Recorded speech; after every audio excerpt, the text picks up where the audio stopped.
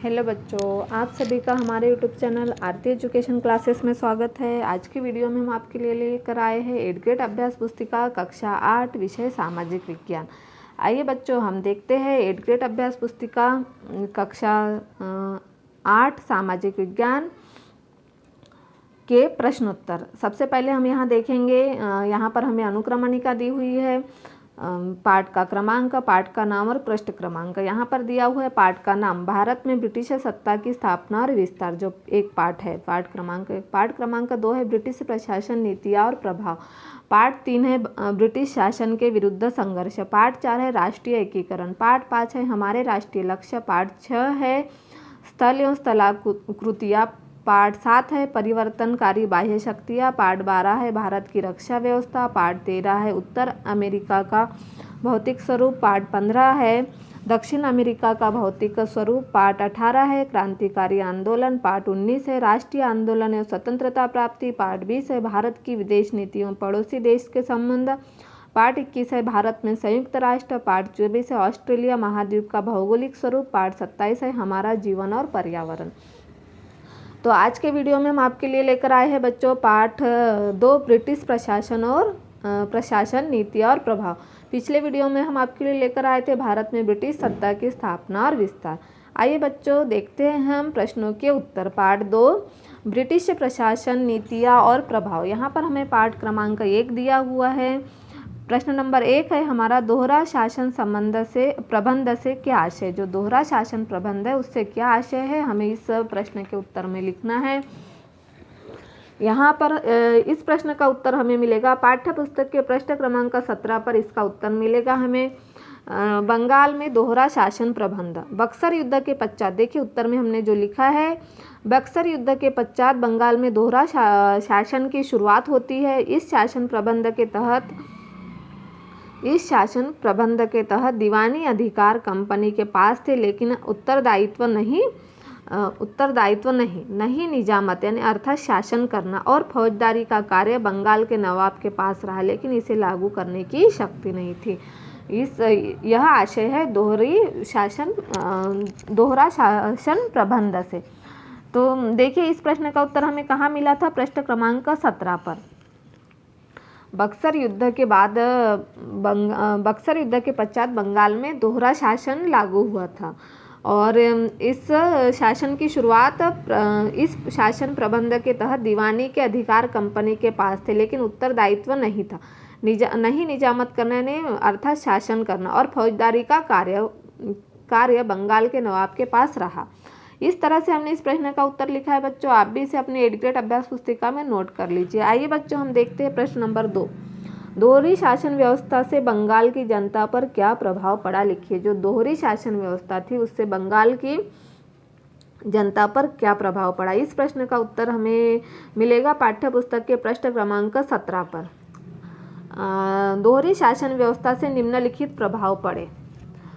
यहाँ पर देखिए इसमें क्रमांक 1 है बंगाल की कृषि बहुत हद तक नष्ट हो गई। बंगाल की जो कृषि थी वो क्या हो गई, बहुत हद तक नष्ट हो गई। उद्योग और व्यापार में भी गिरावट देखी गई। उद्योग और व्यापार जो था उसमें भी गिरावट देखी गई। जनता की दरिद्रता में और बढ़ोतरी हुई। जनता की जो दरिद्रता थी उसमें क्या हुई, और बढ़ोतरी हुई। और इन सभी का परिणाम यह हुआ कि कंपनी के दोहरे शासन की कुप्रथा 1772 में समाप्त करना पड़ा। देखिए इसमें क्या होता, साधारण जनता दरिद्रता और कंपनी के अत्याचारों से पीड़ित थी। ऐसी स्थिति में हाहाकार मच गया। सन 1772 ईस्वी में कंपनी द्वारा वॉरेन हेस्टिंग्स के बंगाल का गवर्नर नियुक्त कर दिया गया। उसने दोहरे शासन प्रबंध की कुप्रथा को 1772 ईस्वी में समाप्त कर दिया और निजामत तथा दीवानी के अधिकार प्रत्यक्ष रूप से अपने हाथों में ले लिए। इस तरह से प्रश्न नंबर 2 का उत्तर है बच्चों। आप इसे अपनी 8th ग्रेड अभ्यास पुस्तिका में नोट कर लीजिए। आइए बच्चों, हम देखते हैं प्रश्न क्रमांक 3। यहाँ पर दिया हुआ है प्रश्न क्रमांक 3 हमारा, रेगुलेटिंग एक्ट के प्रमुख उद्देश्य क्या थे। जो रेगुलेटिंग एक्ट था इसके प्रमुख उद्देश्य क्या थे। इस प्रश्न का उत्तर हमें हमारी जो पाठ्य पुस्तक है उसके पृष्ठ क्रमांक 18 पर मिलेंगे। रेगुलेटिंग एक्ट के प्रमुख उद्देश्य निम्नलिखित है। कंपनी के संगठन के दोषों को दूर करना, कंपनी का जो संगठन था उसके दोषों को दूर करना। भारत में कंपनी के शासन के दोषों का निराकरण करना, भारत में जो कंपनी का शासन था उसके दोषों को निराकरण करना और कंपनी के कर्मचारियों के द्वारा किए जाने वाले भ्रष्टाचार पर लगाम लगाना। कंपनी के जो कर्मचारी थे उनके द्वारा किए जाने वाले भ्रष्टाचार पर लगाम लगाना। तो इस तरह से इस रेगुलेटिंग एक्ट के प्रमुख उद्देश्य थे। देखिए, रेगुलेटिंग एक्ट में अनेक प्रावधान किए गए थे। इस एक्ट के द्वारा एक नया प्रशासनिक ढांचा खड़ा किया। अभी तक बंगाल, मद्रास और मुंबई में प्रेसिडेंसी स्वतंत्र थी। इस अधिनियम द्वारा उनकी स्वतंत्रता समाप्त कर दी गई थी। बंगाल का गवर्नर बम्बई तथा मद्रास का भी गवर्नर जनरल बना दिया गया। जो बंगाल का गवर्नर था उसे बम्बई और मद्रास का भी गवर्नर जनरल बना दिया गया। गवर्नर जनरल की हत्या के लिए 4 सदस्यों की एक परिषद काउंसिल बनाई गई। गवर्नर जनरल को सैनिक तथा असैनिक शासन का स्वामी बनाया गया। इसे युद्ध एवं संधि करने के अधिकार दे दिए गए। गवर्नर जनरल और उसकी परिषद एक संचालक मंडल का नियंत्रण रखा गया। इस तरह से इस अधिनियम के द्वारा कलकत्ता में एक सर्वोच्च न्यायालय की स्थापना की गई। तो इस तरह से रेगुलेटिंग एक्ट के प्रमुख उद्देश्य थे। ठीक है बच्चों, आप इसे अपने एडग्रेड अभ्यास पुस्तिका में नोट कर लीजिए। आइए बच्चों, हम देखते हैं अगला प्रश्न, प्रश्न क्रमांक 4। प्रश्न क्रमांक 4 है, रेगुलेटिंग एक्ट में क्या क्या प्रावधान किए गए थे। जो रेगुलेटिंग एक्ट है उसमें क्या क्या प्रावधान किए गए थे। पाठ्य पुस्तक के पृष्ठ क्रमांक 18 पर इसका उत्तर हमें लिखना है, देख कर लिखना है। देखिए, रेगुलेटिंग एक्ट में निम्नलिखित प्रावधान किए गए थे। बंगाल के गवर्नर को बम्बई तथा मद्रास का भी गवर्नर जनरल बना दिया। कलकत्ता में 1774 में एक सर्वोच्च न्यायालय की स्थापना की गई। कंपनी के अधिकारियों को व्यक्तिगत व्यापारों उपहार लेने से रोक दिया गया। तो इस तरह से रेगुलेटिंग एक्ट के प्रावधान थे। रेगुलेटिंग एक्ट के अनेक प्रावधान किए गए थे। इस एक्ट के द्वारा एक नया प्रशासनिक ढांचा भी खड़ा किया गया था। अभी तक सिर्फ बंगाल, मद्रास एवं बम्बई की प्रेसिडेंसी क्या थी, स्वतंत्र थी।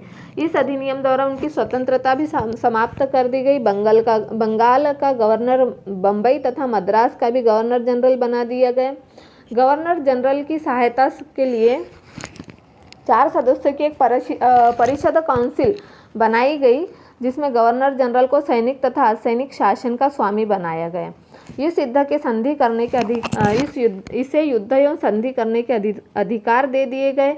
गवर्नर जनरल, उसकी परिषद एवं संचालक मंडल का नियंत्रण रखा गया। तो इस तरह से प्रश्न नंबर 4 के उत्तर जो रेगुलेटिंग एक्ट के प्रमुख प्रावधान थे वह हमने आपको यहाँ पर लिख दिए। बच्चों, आप भी इसे अपनी एडग्रेड अभ्यास पुस्तिका में नोट कर लीजिए। आइए बच्चों, हम अगला प्रश्न देखते हैं, प्रश्न क्रमांक 5। प्रश्न क्रमांक 5 में दिया हो, पीट का इंडिया एक्ट किस उद्देश्य से बनाया गया था। पीट का इंडिया एक्ट जो है वह किस उद्देश्य से बनाया गया था। इस प्रश्न का उत्तर हमें मिलेगा पाठ्य पुस्तक के पृष्ठ क्रमांक 19 पर उत्तर इसका मिलेगा हमें। तो देखिए, पीट का इंडिया एक्ट बनाने के पीछे निम्नलिखित उद्देश्य थे। 1773 में रेगुलेटिंग एक्ट में व्याप्त दोषों को दूर करना। जो 1773 के रेगुलेटिंग एक्ट में व्याप्त दोषों को क्या करना था, दूर करना था। और क्रमांक 2 है, कंपनी के भारतीय क्षेत्रों में प्रशासन को कुशल तथा उत्तरदायित्वपूर्ण बनाना। कंपनी के जो भारतीय क्षेत्रों में प्रशासन को कुशल तथा उत्तरदायित्व बनाना। फिर क्रमांक 3 है, भारत स्थित कंपनी के कार्यक्षेत्र और कार्यप्रणाली को नियंत्रित करना। भारत स्थित कंपनी के जो कार्यक्षेत्र थे और कार्यप्रणाली को नियंत्रित करना था। तो इस तरह से प्रश्न नंबर 5, पीट का इंडिया एक्ट किस उद्देश्य से बनाया गया था, इस प्रश्न का उत्तर हमने यहाँ पर लिख दिया है। बच्चों, आप भी इसे अपनी एडग्रेड अभ्यास पुस्तिका में नोट कर लीजिए।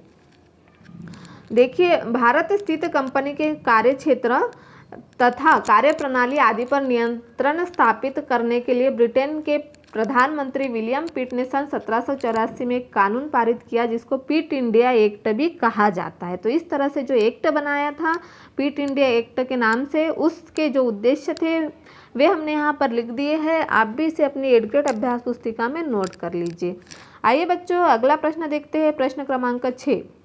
कॉर्नवालिस द्वारा स्थापित सिविल सर्विस व्यवस्था की प्रमुख बातें क्या थी? जो कॉर्नवालिस था, कॉर्नवालिस द्वारा स्थापित सिविल सर्विस व्यवस्था की प्रमुख बातें क्या थी? लिखिए, हमें क्या करना है, इसकी प्रमुख बातें वो लिखना है। इस प्रश्न का उत्तर हमें कहाँ मिलेगा?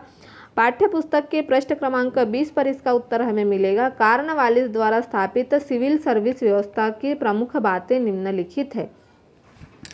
देखिए जो प्रमुख बातें हैं वे हमने यहाँ पर लिख दी है, हम आपको बता दे रहे हैं। देखिए नंबर 1, कॉर्नवालिस ने न्यायिक व कार्यपालीय कार्यों में विभाजन किया। कॉर्नवालिस ने क्या किया? न्यायिक व कार्यपालीय कार्यों में विभाजन किया, क्रमांक 1। क्रमांक 2 है, उसने सिविल व राजस्व कोड की श्रृंखला स्थापित की।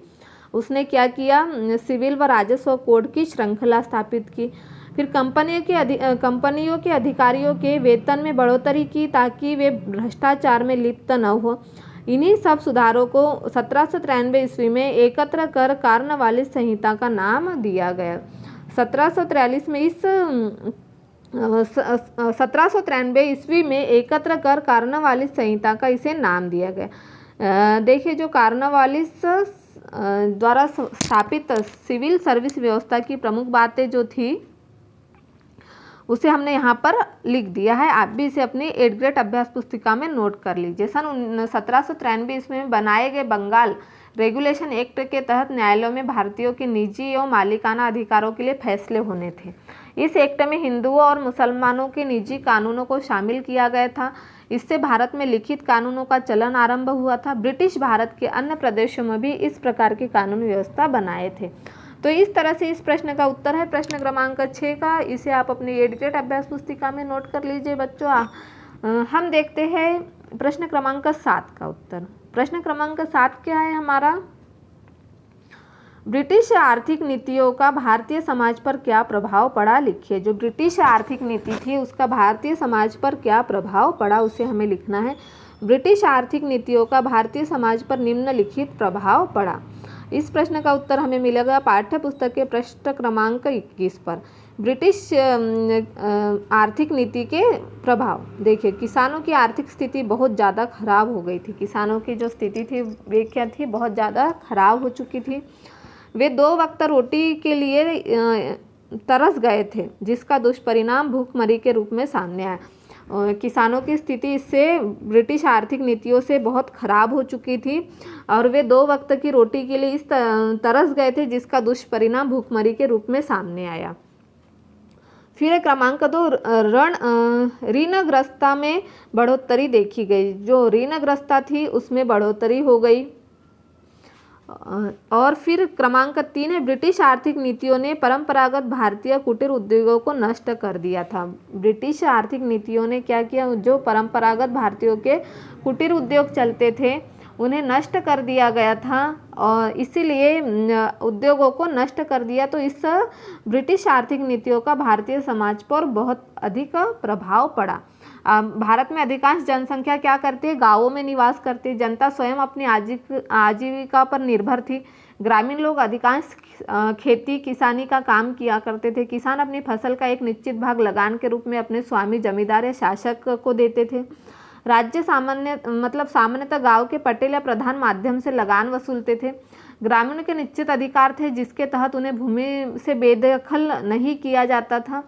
तो फिर भारत में कंपनी के शासन की व्यवस्था के साथ ही अंग्रेजों ने अपने अधिकारियों और भारतीय लगान वसूलकर्ताओं के माध्यम से पुरानी व्यवस्था को जारी रखा और अंग्रेज अधिकारियों द्वारा लगान वसूलते समय किसानों को प्रताड़ित भी किया जाता था, जिससे उनमें क्या बहुत सारे दुष्परिणाम दिखे भूखमरी के जैसे, और ऋणग्रस्तता बढ़ी और उनके जो कुटीर उद्योग थे उन्हें नष्ट किया गया, जिससे उन्हें बहुत ज़्यादा आर्थिक नुकसान झेलना पड़ा। तो इस तरह से हमने प्रश्न नंबर 7 का उत्तर लिखा है बच्चों। आप इसे अपनी 8th ग्रेड अभ्यास पुस्तिका में नोट कर लीजिए। आइए बच्चों प्रश्न नंबर 8 देखते हैं। स्थायी बंदोबस्त व्यवस्था से क्या आशय है? जो स्थायी बंदोबस्त है उस व्यवस्था से क्या आशय है? इसका किसानों पर क्या प्रभाव पड़ा? इस प्रश्न का उत्तर हमें मिलेगा पृष्ठ क्रमांक 21 पर। 1973 में कॉर्नवालिस ने कंपनी की आय बढ़ाने और उसमें स्थिरता लगाने के लिए बंगाल, उड़ीसा व बिहार में इसे लागू किया गया। 1973 में कॉर्नवालिस ने कंपनी की आय बढ़ाने और उसमें स्थिरता लगाने के लिए बंगाल, उड़ीसा व बिहार में इसे लागू किया गया। इस व्यवस्था में जमींदारों को भूस्वामी मान लिया गया। इस व्यवस्था में क्या हुआ, जमींदारों को भूस्वामी मान लिया गया तथा भूमि पर उनका वंशानुगत अधिकार हो गया। जैसे इसका फिर प्रभाव क्या पड़ा, किसानों को इस व्यवस्था से लाभ की प्राप्ति की अपेक्षा हानि अधिक हुई, लगान का बोझ बढ़ा। जैसे कि किसानों को इस व्यवस्था से लाभ होने की जगह क्या हुआ, उनकी लाभ की प्राप्ति की अपेक्षा हानि अधिक हुई और उन्हें उनके ऊपर लगान का बोझ भी अधिक बढ़ गया। तो इस तरह से जो प्रश्न क्रमांक 8 है हमारा बच्चों, स्थायी बंदोबस्त व्यवस्था से जो आशय था किसानों पर क्या प्रभाव पड़ा, उसे हमने यहाँ पर लिख दिया है। आप भी इसे अपनी 8th ग्रेड अभ्यास पुस्तिका में नोट कर लीजिए। आइए बच्चों अगला प्रश्न देखते हैं, प्रश्न क्रमांक 9। परिवहन एवं दूरसंचार व्यवस्था से ब्रिटिश सरकार को क्या लाभ हुए। जो परिवहन व दूरसंचार व्यवस्था से ब्रिटिश सरकार को क्या लाभ हुए, इस प्रश्न का उत्तर हमें प्रश्न क्रमांक 23 पर मिलेगा। परिवहन एवं दूरसंचार व्यवस्था से ब्रिटिश सरकार को निम्नलिखित लाभ हुए। देखिए क्रमांक 1 है, इस व्यवस्था के कारण भारत को ब्रिटिश वस्तुओं का बाजार और ब्रिटिश उद्योगों के लिए कच्चे माल को प्राप्त करने में आसानी हुई। इस व्यवस्था के कारण भारत को ब्रिटिश वस्तुओं का बाजार और ब्रिटिश उद्योगों के लिए कच्चे माल को प्राप्त करने में आसानी हो गई। जो बाजार था परिवहन और दूरसंचार व्यवस्था से जो उन्हें फायदा हुआ, और सैनिक सामग्री व सैनिकों को कम समय में एक स्थान से दूसरे स्थान भेजना तीव्रगामी हो गया। जैसे परिवहन व्यवस्था और दूरसंचार की व्यवस्था हुई तो सैनिकों को और सैनिक सामग्री को उन्हें एक स्थान से दूसरे स्थान पर भेजने में तीव्रगामी हो गया। तो इस तरह से जो प्रश्न क्रमांक 9 है हमारा, परिवहन और दूरसंचार व्यवस्था से ब्रिटिश सरकार को क्या लाभ हुए, तो उनके लाभ हमने यहाँ पर लिख दिए हैं। आप भी इसे अपनी 8th ग्रेड अभ्यास पुस्तिका में नोट कर लीजिए बच्चों। आइए बच्चों हम देखते हैं प्रश्न क्रमांक 10। ब्रिटिश सरकार द्वारा यूरोपीय साहित्य और ज्ञान विज्ञान शिक्षण के लिए क्या क्या प्रबंध किए गए थे। जो ब्रिटिश सरकार द्वारा यूरोपीय साहित्य और ज्ञान विज्ञान शिक्षण के लिए क्या प्रबंध किए गए थे, इस प्रश्न का उत्तर पाठ्य पुस्तक के प्रश्न क्रमांक 24 पर से मिलेगा। ब्रिटिश सरकार द्वारा यूरोपीय साहित्य और ज्ञान विज्ञान के लिए निम्नलिखित प्रबंध किए गए थे। जो ब्रिटिश सरकार थी उसमें ज्ञान विज्ञान के लिए निम्नलिखित प्रबंध किए गए थे। अंग्रेजों द्वारा खोले गए स्कूलों में शिक्षा का माध्यम अंग्रेजी को बनाया गया। देखिए अंग्रेजों द्वारा जो स्कूल खोले गए थे उसमें शिक्षा का माध्यम क्या बनाया गया, अंग्रेजी बनाया गया। कलकत्ता, बम्बई और मद्रास में विश्वविद्यालयों की स्थापना की गई। जो कलकत्ता, बम्बई और मद्रास था उसमें विश्वविद्यालयों की स्थापना की गई और कंपनी की नौकरियों में अंग्रेजी शिक्षा प्राप्त भारतीयों को निम्न पदों पर रोजगार का अवसर दिया गया। उन्हें जो अवसर दिया गया नौकरी का, तो कंपनी की नौकरी में अंग्रेजी शिक्षा प्राप्त भारतीयों को, जो भारतीयों ने अंग्रेजी शिक्षा प्राप्त की थी उन्हें निम्न पदों पर रोजगार का अवसर प्रदान किया गया। तो ये जो ब्रिटिश सरकार द्वारा यूरोपीय साहित्य और ज्ञान विज्ञान के जो प्रबंध थे उसे हमने यहाँ पर लिख दिए बच्चों। आप भी इसे अपनी 8th ग्रेड अभ्यास पुस्तिका में नोट कर लीजिए। ठीक है बच्चों, इस वीडियो में हम आपके लिए लेकर आए थे कक्षा 8 सामाजिक विज्ञान में पाठ 2 अध्याय 2 ब्रिटिश प्रशासन नीतियाँ और प्रभाव। आने वाले वीडियो में हम आपके लिए लेकर आएंगे पार्ट 3 ब्रिटिश शासन के विरुद्ध संघर्ष।